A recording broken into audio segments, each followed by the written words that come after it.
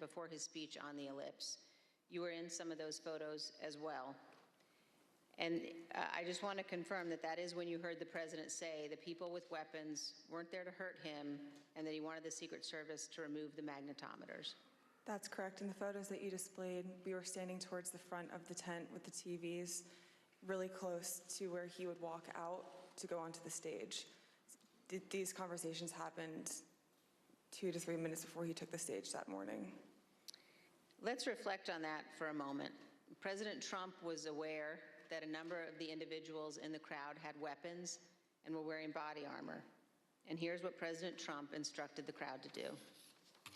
We're going to walk down, and I'll be there with you. We're going to walk down. We're going to walk down anyone you want, but I think right here we're going to walk down to the Capitol.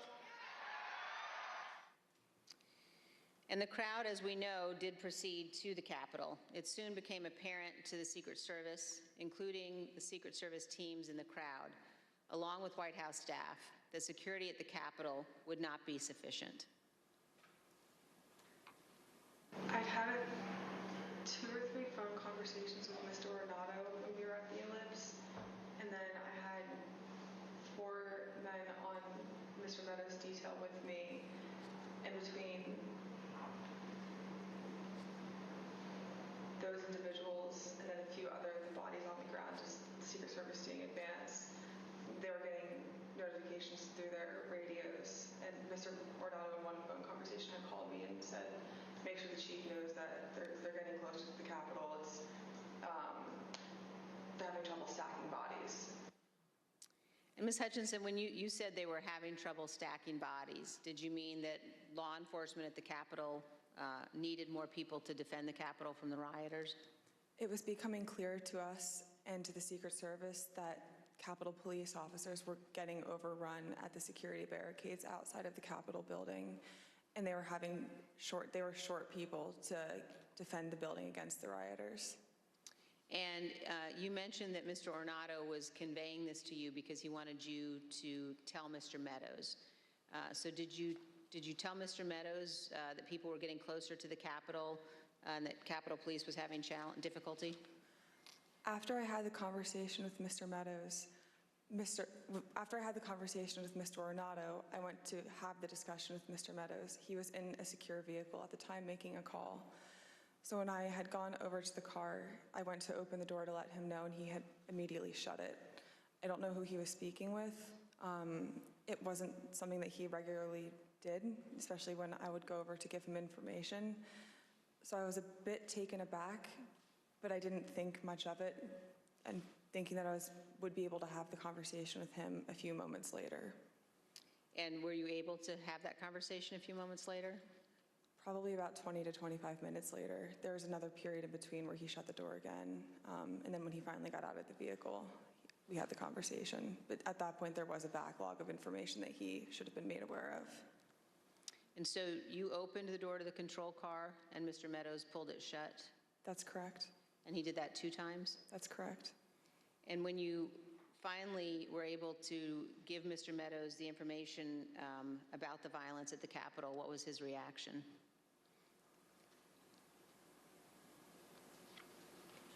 He almost had a lack of reaction.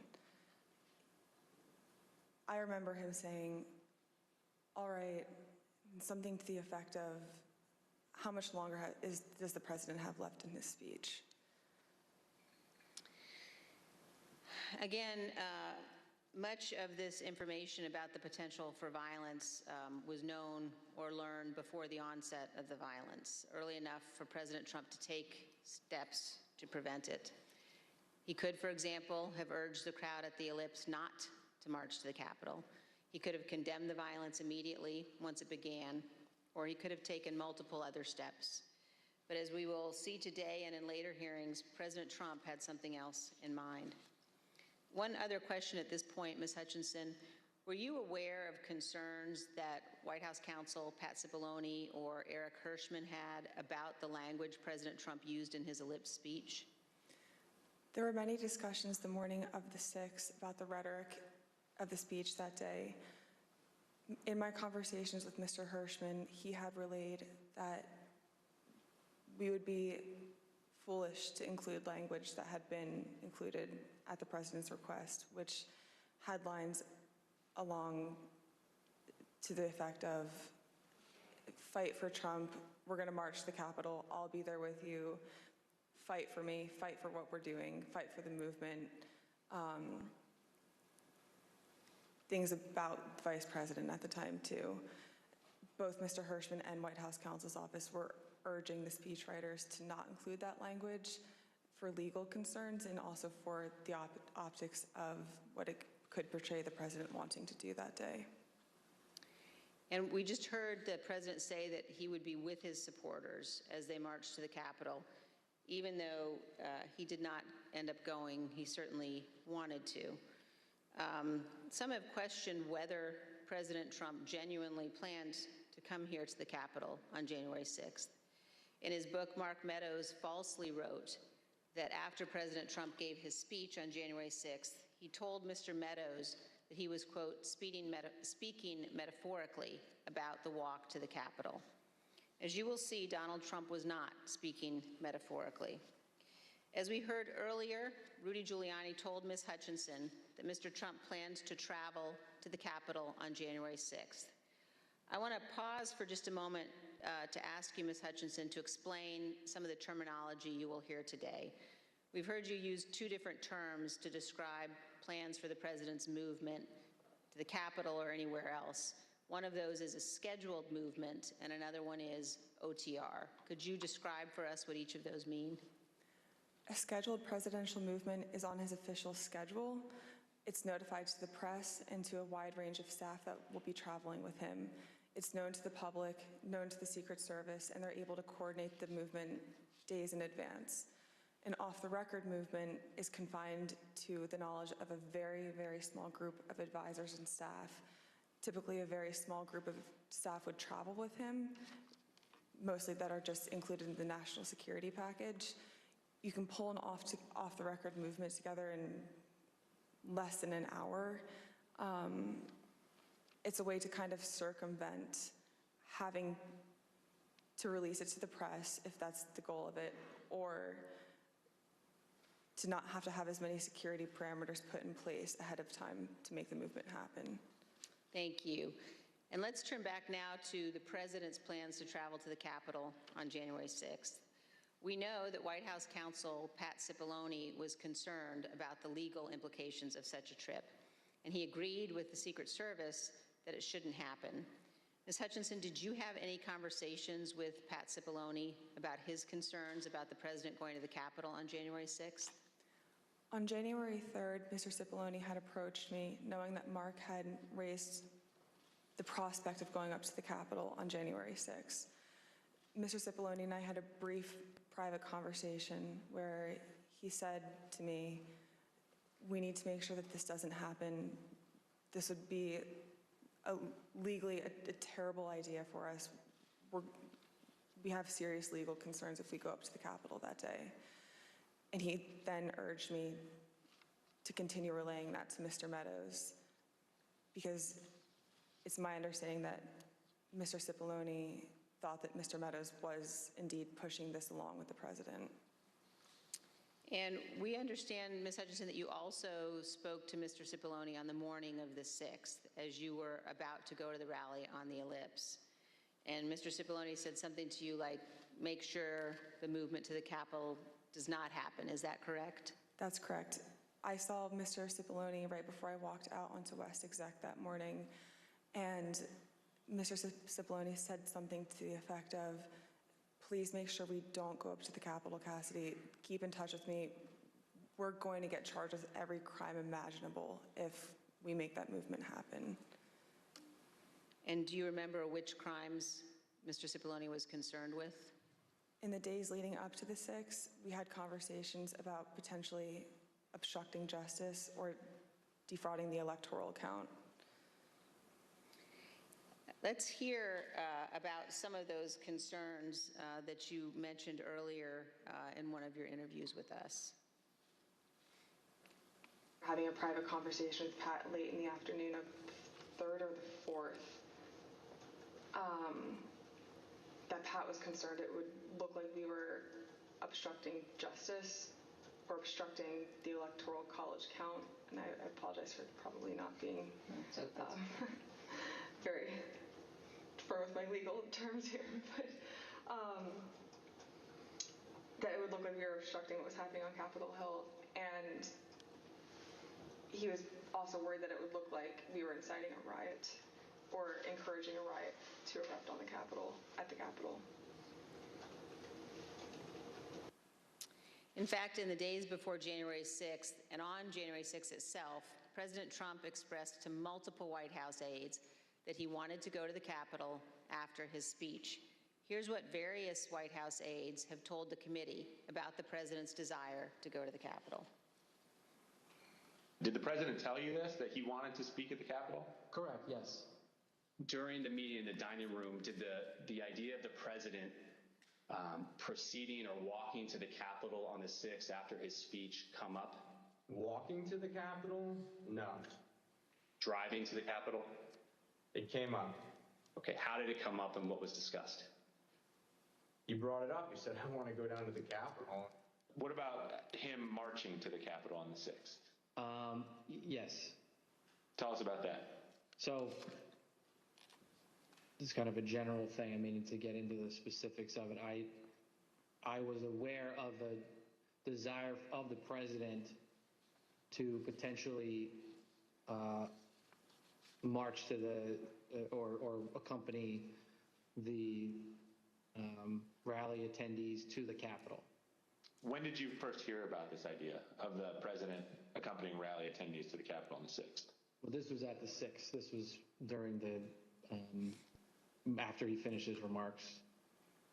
When the president said that he would be going to the Capitol during his speech on the ellipse, the Secret Service scrambled to find a way for him to go.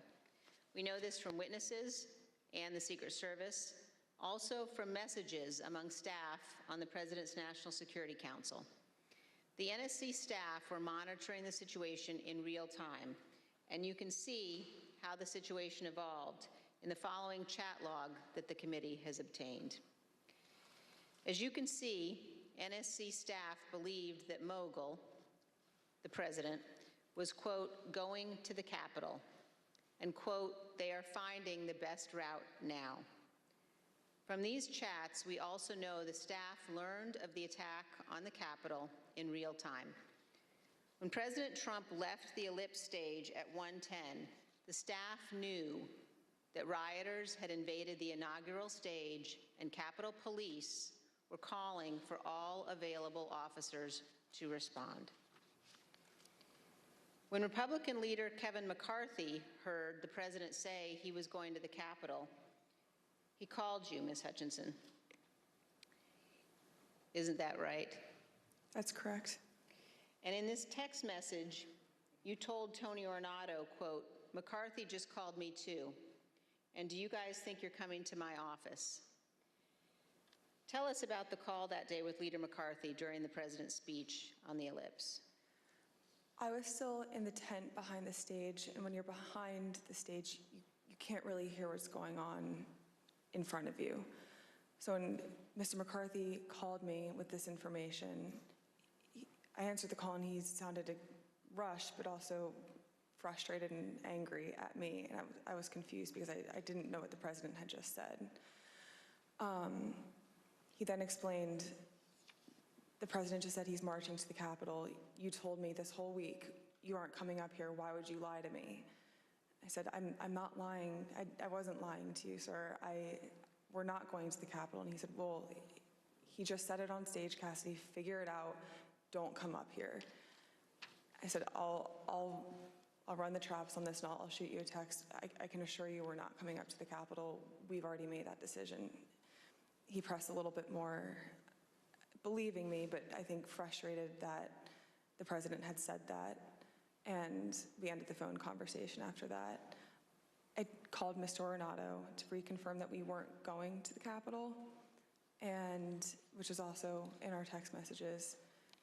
I sent Mr. McCarthy another text telling him the affirmative that we were not going up to the Capitol, and he didn't respond after that. And we understand, Ms. Hutchinson, that the plans for the president to come up to the Capitol had included discussions at some point about what the president would do when he came up to the Capitol on January 6th. Let's look at a clip of one of your interviews discussing that issue with the committee. When you were talking about a scheduled movement, did anyone say what the president wanted to do when he got here? No. Not that I can specifically remember. I remember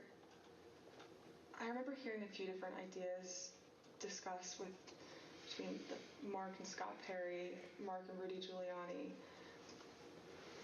I don't know which conversations were elevated to the president. I don't know what he personally wanted to do when he went up to the Capitol that day. I know that there were discussions about him having another speech outside of the Capitol before going in. I know that there was a conversation about him going into the House chamber at one point. As we've all just heard, in the days leading up to January 6th, on the day of the speech, both before and during and after the rally speech, President Trump was pushing his staff to arrange for him to come up here to the Capitol during the electoral vote count. Let's turn now to what happened in the president's vehicle when the Secret Service told him he would not be going to the Capitol after his speech.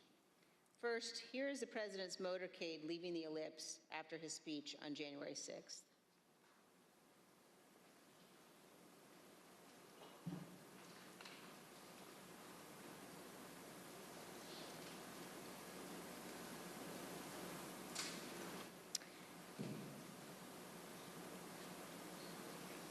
Ms. Hutchinson, when you returned to the White House in the motorcade after the president's speech, where did you go?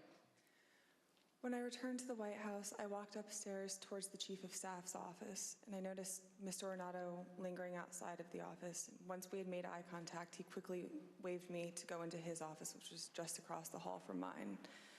When I went in, he shut the door, and I noticed Bobby Engel, who is the head of Mr. Trump's security detail, sitting in a chair, just looking somewhat discombobulated and a little lost. And I looked at Tony, and he had said, "Did you effing hear what happened in the Beast?" I said, "No, Tony, I just got back. What happened?" Tony proceeded to tell me that when the president got in the Beast, he was under the impression from Mr. Meadows that the off-the-record movement to the Capitol was still possible and likely to happen, but that Bobby had more information. So once the president had gotten into the vehicle with Bobby, he thought that they were going up to the Capitol, and when Bobby had relayed to him, "We're not, we don't have the assets to do it, it's not secure, we're going back to the West Wing," the president had very strong, a very angry response to that. Tony described him as being irate. The president said something to the effect of, "I'm the effing president, take me up to the Capitol now." To which Bobby responded, "Sir, we have to go back to the West Wing." The president reached up towards the front of the vehicle to grab at the steering wheel. Mr. Engel grabbed his arm, said, "Sir, you need to take your hand off the steering wheel. We're going back to the West Wing. We're not going to the Capitol." Mr. Trump then used his free hand to lunge towards Bobby Engel, and when Mr. Ornato had recounted this story to me, he had motioned towards his clavicles. And was Mr. Engel in the room as Mr. Ornato told you this story? He was. Did Mr. Engel correct or disagree with any part of the story from Mr. Ornato? Mr. Engel did not correct or disagree with any part of the story. Did Mr. Engel or Mr. Ornato ever after that tell you that what Mr. Ornato had just said was untrue? Neither Mr. Ornato nor Mr. Engel told me ever that it was untrue. And despite this altercation, this physical altercation, during the ride back to the White House, President Trump still demanded to go to the Capitol. Here's what Kayleigh McEnany, the White House press secretary at the time, wrote in her personal notes and told the committee about President Trump's desire to go to the Capitol after returning to the White House. When you wrote POTUS wanted to walk to the Capitol, was that based solely on what the president said during his speech or anything that he or anybody else said afterwards? So to the best of my recollection, I believe when we got back to the White House, he said he wanted to physically walk with the marchers, and according to my notes, he then said he'd be fine with just riding the beast. But to the best of my recollection, he wanted to be a part of the march in some fashion. Okay, and just for the record, the beast refers to the presidential limousine? Yes. President Trump did not go to the Capitol that day. We understand that he blamed Mark Meadows for that. So prior to leaving the rally site, when he got off the stage and everybody was making the movement back to the motorcade, I had overheard Mr. Meadows say to him then, as I had prior to Mr. Trump taking the stage that morning, that he was still working on getting an off-the-record movement to the Capitol. So when Mr. Trump took the stage, he was under the impression via Mr. Meadows that it was still possible. So when he got off the stage, I had relayed to Mr. Meadows that I had another conversation with Tony. The movement was still not possible. Mr. Meadows said, okay. And then as they proceeded to go to the motorcade, and Mr. Meadows had reiterated, we're going to work on it, so I talked to Bobby. Bobby has more information. Mark got into his vehicle, to my understanding. Trump got into the Beast. And after we had all arrived back at the White House, later in the day, it had been relayed to me via Mark that the president wasn't happy that Bobby didn't pull it off for him and that Mark didn't work hard enough to get the movement on the books. The physical altercation that Ms. Hutchinson described in the presidential vehicle was not the first time that the president had become very angry about issues relating to the election. On December 1, 2020, Attorney General Barr said in an interview that the Department of Justice had not found evidence of widespread election fraud sufficient to change the outcome of the election. Ms. Hutchinson, how did the president react to hearing that news? Around the time that I understand the AP article went live, I remember hearing noise coming from down the hallway, so I poked my head out of the office, and I saw the valet walking towards our office. He had said, get the chief down to the dining room, the president wants him. So Mark went down to the dining room and came back to the office a few minutes later. After Mark had returned, I left the office and went down to the dining room, and I noticed that the door was propped open and the valet was inside the dining room changing the tablecloth off of the dining room table. He motioned for me to come in and then pointed towards the front of the room near the fireplace mantle and the TV, where I first noticed there was ketchup dripping down the wall and there's a shattered porcelain plate on the floor. The valet had articulated that the president was extremely angry at the Attorney General's AP interview and had thrown his lunch against the wall, which was causing them to have to clean up. So I grabbed a towel and started wiping the ketchup off of the wall to help the valet out. And he said something to the effect of, he's really ticked off about this. I would stay clear of him for right now. He's really, really ticked off about this right now. And Ms. Hutchinson, was this the only instance that you are aware of where the president threw dishes? It's not. And are there other instances in the dining room that you recall where he expressed his anger? There were several times throughout my tenure with the Chief of Staff that I was aware of him either throwing dishes or flipping the tablecloth to let all the contents of the table go onto the floor and likely break or go everywhere. And Ms. Hutchinson, Attorney General Barr described to the committee the president's angry reaction when he finally met with President Trump. Let's listen. And I said, look, I know that you're dissatisfied with me, and I'm glad to offer my resignation. And he pounded the table very hard. Everyone sort of jumped, and he said, accept it. Mr. Chairman, I reserve. Gentlewoman reserves. The chair requests those in the hearing room to remain seated until the Capitol Police have escorted our witness from the room. Pursuant to the order of the committee of today, the chair declares the committee in recess for a period of approximately 10 minutes.